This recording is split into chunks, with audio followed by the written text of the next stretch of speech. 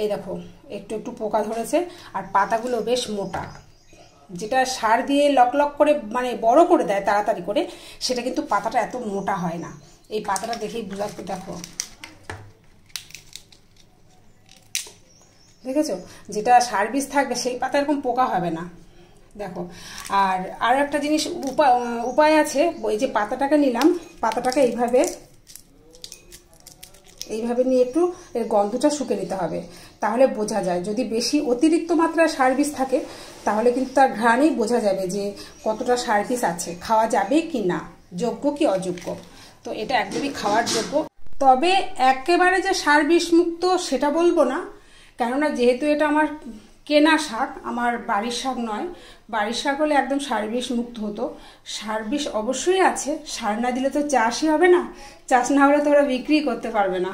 সবারই পেটের দায় অনেক কিছুই করতে হয়, বুঝলে বন্ধুরা। সার আছে, তবে অল্প, মানে পরিমাণে কম।